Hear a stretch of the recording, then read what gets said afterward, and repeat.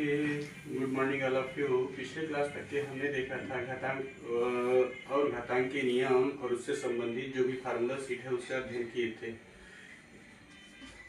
और कुछ ऐसी बातें बताए थे जो घातांक हमारा रहता है, पूर्ण संख्या के रूप में रहता है, इसका अध्ययन किए थे। अब इधर अध्ययन करेंगे हम घातांक में जिसका घात एक परिमेय संख्या के रूप में रहता है।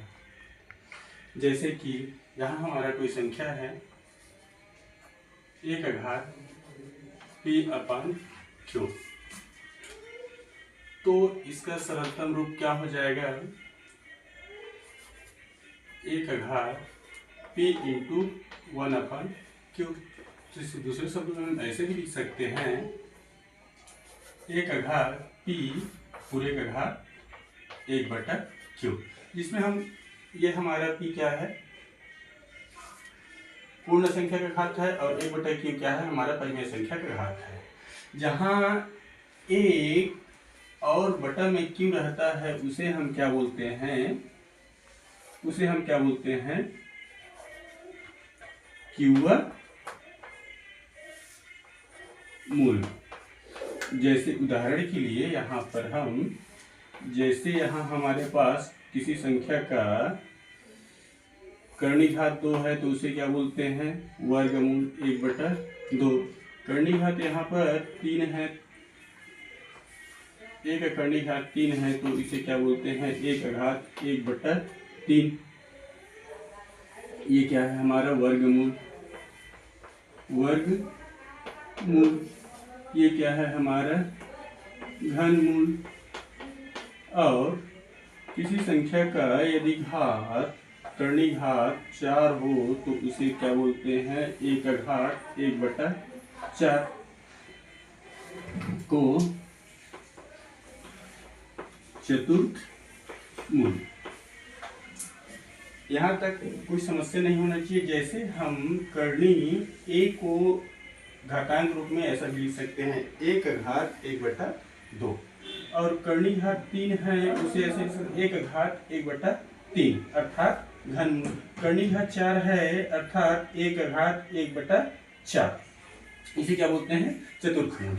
इसी प्रकार से हमारा एक आता है कर्णी घात n है,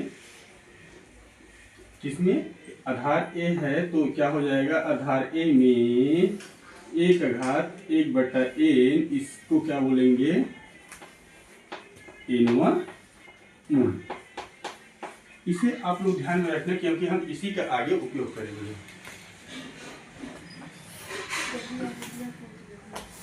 ये यहाँ 9वीं वर्ष के लिए नहीं है, ये आपकी सभी क्लास में काम आएंगे। उदाहरण के लिए चलिए हम कुछ उदाहरण लेते हैं। जैसे हमारे पास कोई संख्या है 16 का घात क्या है? 1/4। 16 का घात क्या है? 1/4। तो सरल करते हैं तो क्या करते हैं बच्चों? सबसे पहले कोष्टक के अंदर हमारी संख्या है उसे अभाज्य गुणनखंड के रूप में लिखेंगे। अब अभाज्य गुणनखंड क्या है इसे आप लोग समझेंगे। तो देखिए, हम 16 को यहाँ पर अभाज्य संख्याओं के रूप में तोड़ेंगे। क्या 16 2 से भाग जा रहा है? करके देखते हैं। इकाई हमारा सम है, मतलब 2 से जाएगा। 2 8 16। इकाई सम है 2 से, फिर भी जाएगा। 2 4 8। इकाई सम है फिर भी 2 से जाएगा। 2 दूना 4। ये भी 2 से जा रहा है 1। अर्थात हम 16 को कैसे लिख सकते हैं? 2 गुणा 2 गुणा 2 गुणा 2। पूरे का घात कितना है? 1/4। अब सरल करेंगे तो हम पिछले क्लास में पढ़े थे जो संख्या जितना बार गुणा के रूप में है उतना ही उसका क्या रहता है? घात। ओके, चलिए 2 का गुणा कितने बार है? 1 2 3 4। तो यहाँ 2 का घात क्या हो जाएगा? 4। और पूरे का घात क्या है? 1/4। यहाँ तक की क्लियर है? तो यहाँ पर मैं आपको पहले बताया था हम यहाँ परिमेय घात को पढ़ेंगे। परिमेय घात क्या है? 1 घात p/q। तो इसका सरलता रूप क्या हो जाएगा? p गुणा 1 घात p गुणा 1/q। सरल करेंगे तो क्या हो जाएगा? ये तीनों एक ही रूप है। चाहे तो हम पी एक घात पी बटा क्यू को एक घात पी गुणा एक बटा क्यू या फिर एक घात पी इंटू एक घात एक बटा क्यू, अर्थात हम जो सरल किए हैं वो किस रूप में है, इस रूप में है। तो क्या इस रूप को हम इस रूप में ला सकते हैं? इसमें आप लोगों को कोई परेशानी नहीं होना चाहिए। अर्थात हमारा आधार सेम है तो उसके घात को हम सरल कर सकते हैं, पिछले क्लास में भी देखे थे। ओके, चलिए अब सरल करते हैं। वही जो ऊपर सूत्र लिखा है उसी का उपयोग करेंगे, ज्यादा कुछ नहीं है। 2 का घात क्या हो जाएगा, यहाँ 4 है अर्थात 4 बटा 1, और पूरे का घात क्या है 1 बटा 4। अब यहाँ आप लोग जो सूत्र उपयोग किए हैं उसे लिख लीजिए। जैसे 1 का घात m है, पूरे का घात n है, तब क्या हो जाएगा 1 का घात m गुणा n, अर्थात घात के घात में क्या हो जाएगा, उनके घातों का गुणा होता है। ठीक है, अब सरल करेंगे तो क्या हो जाएगा, आधार को ध्यान मत दीजिए, आधार को जैसा कहते हैं ऐसा नोट कर लीजिए। उसके बाद अंश को, घात के अंश को अंश के साथ गुणा कीजिए, हर को हर के साथ गुणा कीजिए। 4 एकम 4, हर में 4 एकम 4, आधार को जैसा कहते हैं ऐसा लिख दीजिए। अब इसका घात में घात के अंश को हर विभाजित कर रहा है तो 4 एकम 4, अर्थात यहाँ इसका सरलता रूप क्या आ गया 2। एक बार आप देखिए, सबसे पहले यहाँ हम क्या किए हैं, जो अभाज्य गुणनखंड के रूप में नहीं है सबसे पहले अभाज्य गुणनखंड के रूप में लिखे हैं। कहाँ पर, कोष्टक के अंदर। उसके बाद जितना ऊपर घात था जैसा कहते हैं नोट किए हैं। उसके बाद क्या किए हैं, अभाज्य गुणनखंड लिखने के बाद दो कितना बार गुणन अभाज्य गुणनखंड हुआ 1 2 3 4, तो 2 का घात कितना आ गया 4, फिर पूरे घात हमें क्या मिला 1 बटा 4। फिर सरल करने के लिए क्या किया है, घात का घात वाला सूत्र लगाए हैं, उस सूत्र की मदद से क्या किए हैं, इसके घात को सरल किए हैं। तो क्या है 4 एकम 4 और ये 1 चौक 4, 2 का घात 4 बटा 4, अर्थात 2 का घात क्या आया 1। अतः हमारा 16 का घात 1 बटा 4 का सरलता रूप क्या आएगा 2। आशा करता हूँ आप लोगों का डाउट क्लियर हो गया है। चलिए अब ये तो सिर्फ सिंपल पद वाला था, अब इसी को हम 2 पद वाला में देखते हैं। उसके साथ यहाँ जो भी इंपॉर्टेंट फार्मूला लिखवाया गया है, ये वाला फार्मूला जो परिमेय है उसे 2 घात के रूप में कैसे तोड़ सकते हैं, और हमारा जो परिमेय घात है और करनी में क्या संबंध है उसे बताया गया है। याद रखना, ये आपके 9 के लिए है, पूरी लाइफ टाइम के लिए काम आएगा। ओके, पहले देखे थे हम एक पद क्या है, यहाँ पर हमारे 2 पद है। यहाँ 11 का घात क्या है 4 बटा 3 और यहाँ 11 का घात क्या है 5 बटा 3। तो सबसे पहले हमें ये देखना है कि क्या 11 हमारा भाज्य संख्या है या नहीं है। यदि है तो अभाज्य गुणनखंड के रूप में तोड़ने की जरूरत नहीं है। यदि अभाज्य संख्या नहीं है तो सबसे पहले क्या करेंगे, इसे हम अभाज्य गुणनखंड के रूप में तोड़ेंगे। हमें तो पहले से पता है, जैसे कि 2 2 3 5 7 11 13 17 19 23 29 31 37 41 43, ये संख्या क्रमशः क्या है अभाज्य संख्या है, तो इसे अभाज्य गुणनखंड के रूप में तोड़ने की जरूरत नहीं है। तो सबसे पहले क्या करेंगे, ये उपरोक्त सूत्र के माध्यम से जो अब तक के हम अध्ययन किए हैं, इसे मान लीजिए आपके 1 घात परिमेय है अर्थात 4 बटा 3, यहाँ पर 1 घात क्या है 5 बटा 3। जब 2 आधार समान हो तो, और यदि वो गुणन के रूप में है तो क्या करते हैं, हम उसको घातों का योग करते हैं। यहाँ पर हम उसी सूत्र का उपयोग करेंगे। मेरा हल यहीं से चालू हो रहा है, तो यहाँ 11 का घात आधार समान है तो उसके घात का योग होगा, अर्थात 4 बटा 3 गुणा है तो घात क्या होगा योग फर्स्ट सूत्र से 5 बटा 3। अब यहाँ 11 का दोनों का हर समान है तो क्या करेंगे, एक हर के रूप में लिखेंगे 3, यहाँ 4 धन 5। अब 11 का घात 4 और 5 9 बटा 3। अब इसके घात में हमारा हर जो है अंश को विभाजित कर रहा है, अर्थात अंश को हर विभाजित कर रहा है, तो क्या हो जाएगा 9 को 3 से भाग देंगे तो 11 का घात कितना आ जाएगा 3। चाहे तो हमारा जो प्रश्न है यहाँ तक के सरलतम रूप आ गया, चूंकि हमें बोला है सरल कीजिए करके, सरलतम रूप आ गया है। यदि मान निकालिए करके बोलेगा तो क्या करेंगे, यहाँ पर हम 11 का घात 3 है अर्थात 11 का गुणा 3 बार करेंगे, तब इसको 11 में 11 121 121 11 में क्या हो जाएगा 1331। बस ये बात ध्यान रखना है, आप लोगों को सरल करना है बोला है तो आप लोगों को यहाँ तक लाना है और हल मान निकालिए करके बोलेगा तो हमें कहाँ तक जाना है, यहाँ तक। ठीक है, चलिए कुछ और उदाहरण देखते हैं। ये तो हमारा गुणा वाला है, अब देख लेते हैं हम भाग वाला।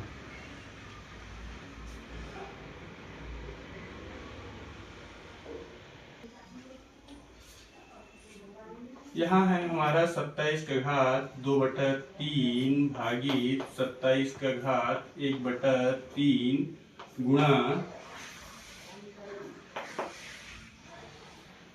27 का घात 4/3।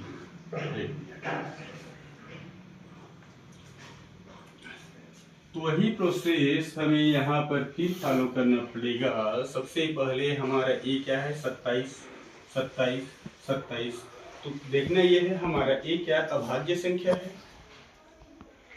हाँ नहीं है, क्यों, क्योंकि हमारे अभाज्य संख्या क्या है 23 29 20 और 30 के बीच में। 27 3 से जा रहा है भाग, 9 से जा रहा है और 27 से जा रहा है, इस कारण से क्या है अभाज्य संख्या नहीं है। तो सबसे पहले क्या करेंगे 27 को हम अभाज्य गुणनखंड के रूप में तोड़ेंगे। तो 27 का भाज्य गुणनखंड क्या है, चलिए यहाँ देख लेते हैं।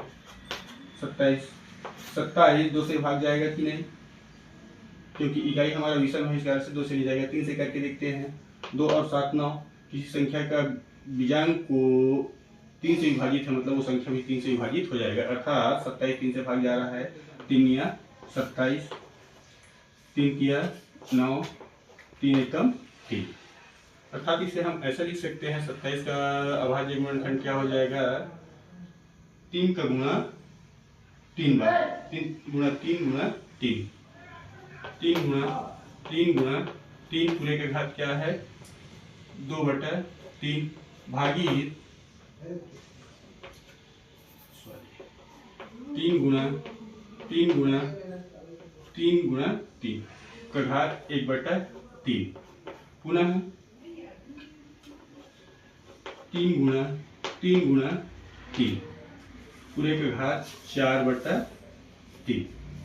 अब नेक्स्ट स्टेप, जो संख्या जितनी बार गुणा के रूप में उतना उसका क्या आता है घात। जैसे यहाँ 3 गुणा 3 कितने बार गुणा है 3 बार, तो यहाँ 3 का घात क्या हो जाएगा 3, पूरे का घात क्या आ जाएगा 2/3 भागित 3 का गुणा 3 बार अर्थात घात 3, पूरे का घात क्या हो जाएगा 1/3 गुणा 3 का घात 3, पूरे का घात क्या है 4/3।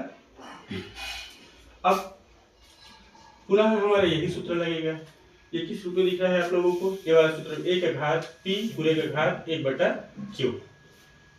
ठीक है, तब इसमें जो हम सूत्र उपयोग करेंगे घात का घात अर्थात घात का क्या हो जाएगा गुणा, 3 का घात 3 है मतलब 3/1, पूरे का घात क्या है 2/3 से गुणा हो जाएगा, भागित यहाँ 3 का घात 3/1, पूरे का घात क्या है 1/3 गुणा 3 का घात 3/1 गुणा 4/3।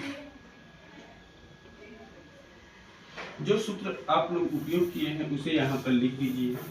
कौन सा सूत्र उपयोग किए हैं, a का घात a पूरे का घात n बराबर, जब घात पर घात रहता है तो क्या हो जाता है घात गुणा होता है, a का घात m गुणा n।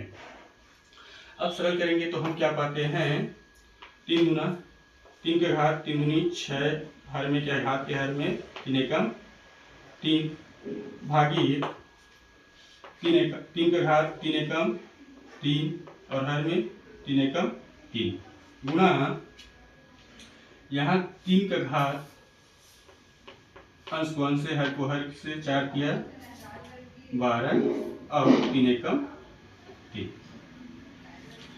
सरल करेंगे तो तब क्या पाते हैं, 3 का घात 6/3 अर्थात 3 का घात 6 को 3 से भाग देंगे बचेगा 2 भागित 3 का घात 3/3 अर्थात 3 घात को के अंश को हर से भाग देंगे तो 3 एकम 3 अर्थात 3 का घात 1 गुणा यहाँ 3 का घात क्या है 12/3 अर्थात 3 गुणा 12 को घात के अंश को हर से भाग देंगे तो क्या हो जाएगा, 12 को 3 से भाग देंगे तो 3 एकम 3 3 6 3 3 3 चौक 12। अब यहाँ एक नया सूत्र हमारा आएगा, क्या हम पढ़े हैं अब तक के क्या 6वीं या 7वीं क्लास में बर्डमास में बी का ब्रैकेट, ओ का ऑफ, डी का डिवीजन, एम का मल्टीप्लिकेशन, ए का एडिशन और एस का सब्सट्रैक्शन। उसी के हिसाब से सबसे पहले हमारे पास दो चिन्ह है, एक भाग है एक गुणा है, तो सबसे पहले हम किसको हल करेंगे, भाग को। अर्थात जब आधार समान हो, एक संख्या से दूसरे संख्या को भाग देते हैं, आधार समान होने पर उसका अंश का घात को हर के घात माइनस कर देते हैं। अर्थात 3 का घात 2 माइनस 1। अब पहले हम इन दोनों पद को हल कर रहे हैं तो इसे जैसा का तैसा लिख देते हैं, गुणा 3 का घात 4। और जो सूत्र आप लोग उपयोग किए हैं उसे साइड में लिख दीजिए, a का घात m भागी a का घात m बराबर क्या हो जाएगा, a का घात m माइनस n। अब इसे सरल करेंगे तो क्या हो जाएगा, 3 का घात 2 से 1 गया बचा 1 गुणा 3 का घात 4।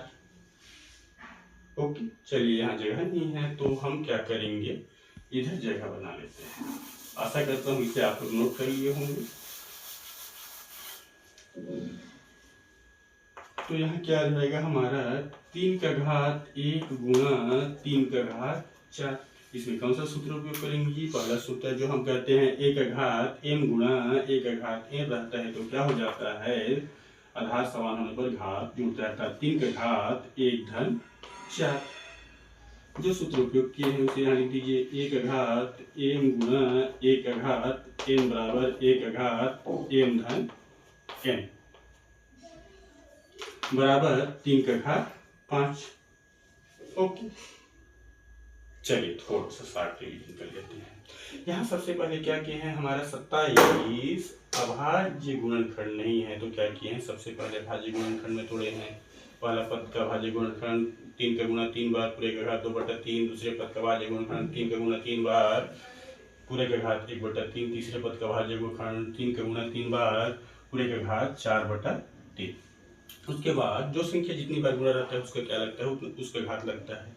3 का घात 3 पूरे का घात 2/3, दूसरा पद में 3 का घात 3 पूरे का घात 1/3, अन्य और आखिरी पद में क्या है, 3 का गुणा 3 बार है, 3 का घात 3 पूरे का घात 4/3।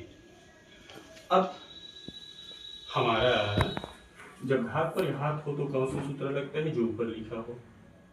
घात पर घात हो तो उसका घात क्या हो जाता है, गुणा हो जाता है, p गुणा 1/q। वही प्रोसेस यहाँ पर क्या किए हैं 3 का घात 3 है पूरे का घात 2/3 है तो 3 का घात 3 गुणा 2/3 भागी 3 का घात 3 गुणा 1/3 गुणा 3 का घात 3 गुणा 4/3। उसके बाद अगले स्टेप में सरल करने पर क्या है, 3 गुना 6, घात के अंश में और हर में 3 एकम 3, अन्य में 3 एकम 3 और हर में 3 एकम 3 और लास्ट पद में 3 का घात 4 किया 12/3 एकम 3। अब सरल करेंगे, यहाँ हमारा आधार तो वही रहेगा, सिर्फ हमें सरल करना है तो किसको करना है, घात को। 6 को 2 से भाग देंगे तो बचेगा क्या 2, 3 को 3 से भाग देंगे बचेगा क्या 1, 12 को 3 से भाग देंगे बचेगा क्या 4। और जो हम भाग सूत्र उपयोग किए उसे यहाँ पर कर दिया, ये वाले स्टेप में। आधार समान है तो अंश की घात में हर की घात को क्या करते हैं, माइनस करते हैं, गुणा 3। 2 से 3 गया, बचा 1। अब ये वाला स्टेप कहाँ किए हैं, यहाँ पर किए हैं। दोनों का आधार समान है तो उसका घातांक गुणक के रूप में तो क्या हो जाएगा, उसका घात क्या हो जाएगा, जुड़ेगा। 3 का घात 1 धन 4 अर्थात 3 का घात 5। सरल करना है तो यहाँ तक करना है, और यदि हमें मान निकालना है तो क्या करना है, 3 को गुणा 5 बार करना है। 3 गुणा 3 गुणा 3 गुणा 3 गुणा 3। Okay, thank you.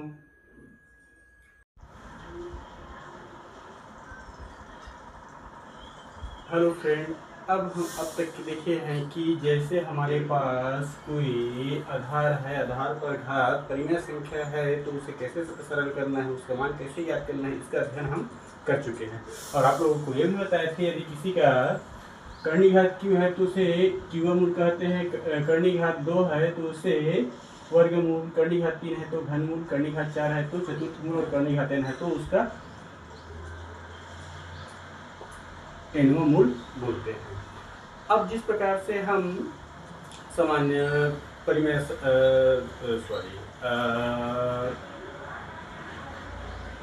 प्राकृतिक संख्या, पूर्ण संख्या, पूर्णांक, परिमेय संख्या, इन सब का क्या किए हैं, आरोही क्रम और अवरोही क्रम का अध्ययन पूर्व क्लास में कर चुके हैं। लेकिन हम यहाँ पढ़ रहे हैं क्या, घातांक और कर्णी। तो यहाँ हम देखेंगे कुछ ऐसी संख्या है जिस कर्णी का संख्या उसे क्या करेंगे, आरोही या फिर अवरोही क्रम में व्यवस्थित करेंगे। तो कुछ संख्या है जैसे 625 कर्णी घात 4, 100 कर्णी घात 2, 343 कर्णी घात 3 को हम क्या करेंगे, आरोही क्रम में लिखेंगे। तो यहाँ कर्णी के अंदर है। अब तक के हम परिमेय का किए हैं, पूर्ण संख्या का किए हैं, पूर्णांक का किए हैं, लेकिन हमें नहीं पता इनका कैसे करना है। तो अब तक के हम जो विधि पढ़े हैं उस विधि को कुछ इसमें अप्लाई करेंगे, उसके बाद कर्णी को कैसे हल करते हैं उसे जानते हैं। चलिए सबसे पहले हम क्या करते हैं, इन कर्णी को सरल कर लेते हैं। दिया है क्या क्या दिया है हमें,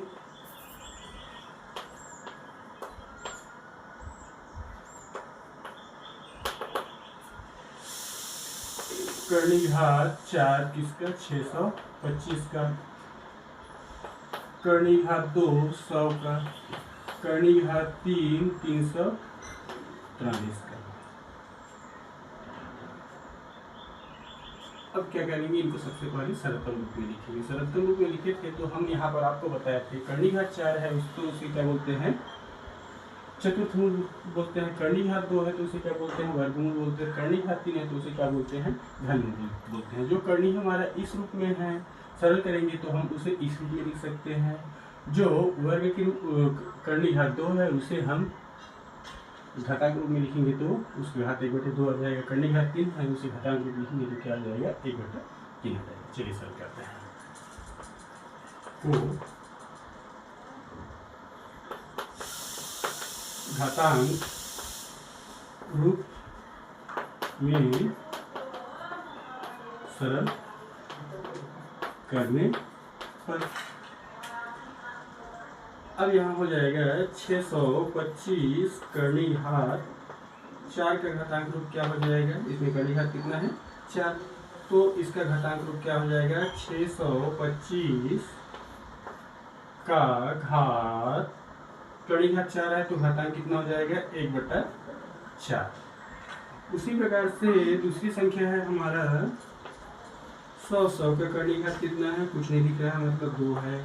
तो 100 का कर्णी घात क्या हो जाएगा, कर्णी घात 2 है तो घातांक 1/2। उसी प्रकार से हमारा 343 का कर्णी घात कितना है, 3, तो इसका घातांक रूप क्या हो जाएगा, 343 कर्णी घात का जस्ट अपोजिट, कर्णी घात 3 है तो घातांक क्या आ जाएगा, 1/3। अब जो हमारा कर्णी के रूप में था वो हम किस रूप में कर लिए, घातांक के रूप में कर लिए, परिमेय घात के रूप में। अब परिमेय घात को हम कैसे हल करते हैं, इससे पहले तो हम कर चुके हैं ना। चलिए अब वही विधि को यहाँ से फॉलो करते हैं। सबसे पहले क्या है, 625 हमारा अभाज्य गुणनखंड में नहीं है तो क्या करेंगे, सबसे पहले इसे अभाज्य गुणनखंड में तोड़ेंगे इसी लाइन में, ऐसा कर दीजिए, फिर आसान हो जाएगा। अब अभाज्य गुणनखंड में तोड़ने के लिए क्या करेंगे, यहाँ पर हम 625 का लघुत्तम लेंगे। 625 का लघुत्तम क्या आ जाएगा, सॉरी, अब अभाज्य गुणनखंड तोड़ेंगे तो इकाई में हमारा 5 है, मतलब क्या है, संख्या 5 से भाग जाएगा। 5 एकम 5, यहाँ शेष बचा 1, उतारे 2, तो 12, मतलब 5 दूना 10, शेष बचे 2, यहाँ उतारे 5, तो 5 पंचे 25। यदि ऐसे डायरेक्ट नहीं बनता है तो आप क्या करना है, 625 को 5 से भाग करके देखना है, भाग फल हमारा 625। जो भाग फलाता है 125 आएगा, जो भाग फलाता है उसे नीचे लिखते हैं। अब इकाई में 5 है, फिर 5 से जाएगा, 5 दूना 10, शेष बचा 2, उतारे 5, अब 5 पंचे 25। 25 हमें पता है 25 5 से भाग जाता ही है, 5 पंचे 25, 5 एकम 5। तो 625 का अभाज्य गुणनखंड क्या हो जाएगा, 5 गुणा 5 गुणा 5 गुणा 5, 1 2 3 4, 1 2 3 4, और पूरे के भाग कितना है, 1/4। अब थोड़ा सा और सरल करेंगे तब क्या हो जाएगा, 5 के गुण कितने बार है, 4 बार, 1 2 3 4, तो यहाँ क्या हो जाएगा, 5 का घात 4, पूरे का घात क्या है, 1/4। इसे थोड़ा रखिए। अब इसे अगले स्टेप में हम सरल करेंगे तो क्या हो जाएगा, 5 का घात 4/1 गुणा 1/4, अर्थात 5 के घात 4/4, 4 से 4 भाग गया तो 5 के घात क्या बचे, 1, अर्थात 5। उसी प्रकार से हमारा क्या है, 100 का वर्गमूल, घात कुछ नहीं है, मतलब वर्गमूल, मतलब इसके घात में क्या जाएगा, 100 का घात 1/2। 100 का अभाज्य गुणनखंड क्या होता है, चलिए यहाँ करके देखते हैं। इकाई हमारा सम है, अर्थात 2 से भाग जाएगा, 2 पंचे 10, 2 शून्य 0, इकाई सम है, मतलब 2 से भाग जाएगा, 2 दूना 4, शेष बचा 1, उतारे 0, 2 पंचे 10। अब इकाई हमारा 5 आएगा, मतलब विषम आ गया, 2 से नहीं जाएगा। 3 से करके देखते हैं, 2 और 5 कितना हो जाएगा, 7। 7, इस संख्या का अंक 7 आ रहा है, क्योंकि 7 3 से भाग नहीं जा रहा है, मतलब ये संख्या भी हमारा 3 से भाग नहीं जाएगा। अब 5 से करके देखते हैं, इकाई 5 है, मतलब 5 से भाग जाएगा, 5 पंचे 25, और यहाँ 5 एकम 5। तो 100 का अभाज्य गुणनखंड हमारा क्या हो जाएगा, 2 2 बार, और 5 1 2 बार, 5 गुणा 5, और पूरे का घात कितना है, 1/2। अब सरल करेंगे तो क्या हो जाएगा, 2 को गुणा 2 बार, अर्थात 2 का घात 2 गुणा 5 का घात 2, पूरे का घात क्या हो जाएगा, 1/2। सरल करते हैं तो हम क्या पाते हैं, वही हमारा घातांक घात का घात वाला सूत्र लगेगा। चलिए जो सूत्र उपयोग करेंगे पहले इसे अप्लाई करते हैं। ये घात इसके साथ गुणा हो जाएगा और ये घात इसके साथ अलग अलग गुणा हो जाएगा। 2 का घात 2/1 गुणा 1/2 गुणा 5 का घात 2/1 गुणा 1/2। अब जो सूत्र लिखे हैं उसे थोड़ा सा लिख लेते हैं, क्योंकि a का घात m है, पूरे का घात n है, तब क्या हो जाएगा, a का घात m गुना n। थोड़ा सा सरल करेंगे तो 2 का घात 2/2 गुणा 5 का घात 2/2। घात का अंश को हर विभाजित कर रहा है, 2 से 2 गया मतलब 1, 2 से 2 गया मतलब 1, अर्थात 2 गुना 5 बराबर 10, अर्थात करनी 100 का सरलतम रूप आ गया 10, करनी 4 625 का सरलतम रूप आ गया 5। उसी प्रकार से हम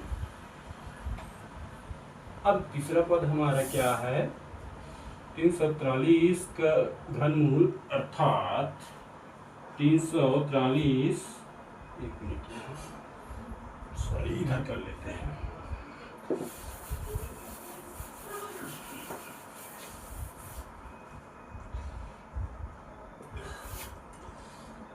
343 का कर्ण घात कितना है 3, इसे घातांक रूप लिखेंगे तो 343 का घात कर्ण घात 3 मतलब इसका घनमूल मतलब कर्ण का घातांक 1/3। अब 343 का अभाज्य गुणनखंड आप लोग खुद निकालेंगे। मेरे ख्याल से 343 का अभाज्य गुणनखंड क्या आएगा 7 गुना 7 गुना 7। तो इसका भाज्य गुणनखंड 7 गुना 7 गुना 7 पूरे का घात आएगा 1/3। सरल करेंगे तो 7 का घात 3 पूरे का घात 1/3। उसके बाद क्या हो जाएगा 7 का घात 3/1 गुना 1/3 बराबर 7 का घात 3/3 बराबर 7। ठीक है। अच्छा, जब हम परिमेय संख्या का आरोही क्रम या फिर आरोही क्रम में लिखते हैं तो उसका तुलना सरलतम रूप को करते हैं। इसी प्रकार से 625 कर्ण घात 4 का सरलतम रूप 5 आया, 100 का वर्गमूल 10 आया और ये 343 का घनमूल 7 आया। इनके सरलतम रूप की तुलना करने पर अर्थात सबसे छोटा हमारा कौन सा है 5। सबसे छोटा सरलतम रूप को आरोही क्रम में लिखने पर सरलतम रूप को आरोही क्रम में लिखने पर सबसे छोटा हमारा क्या है 5, उसके बाद फिर आ गया 7, उसके बाद 10। अब सरलतम रूप की जगह उसके जो वास्तविक मान है कर्ण के रूप में उसे लिखते हैं।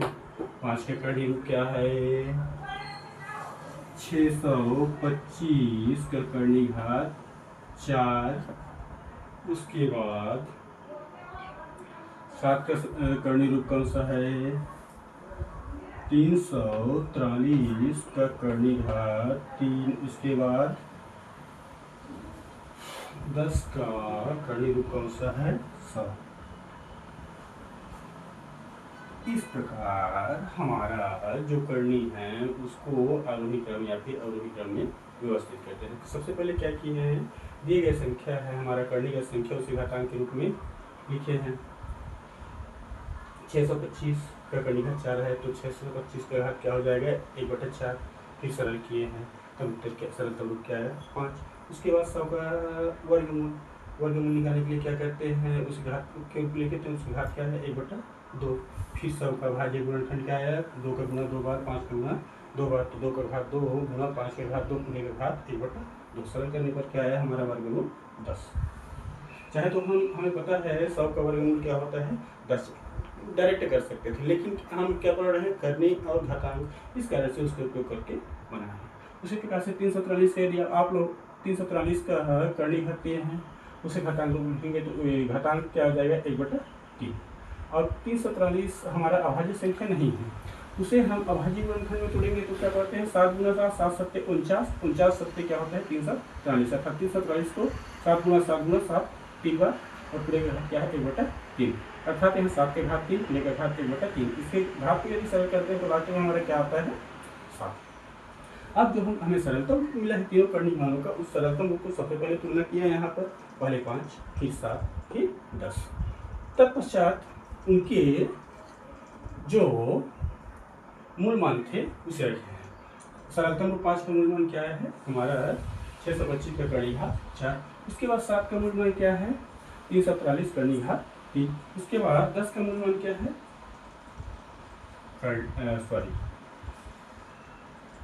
100 का वर्गमूल।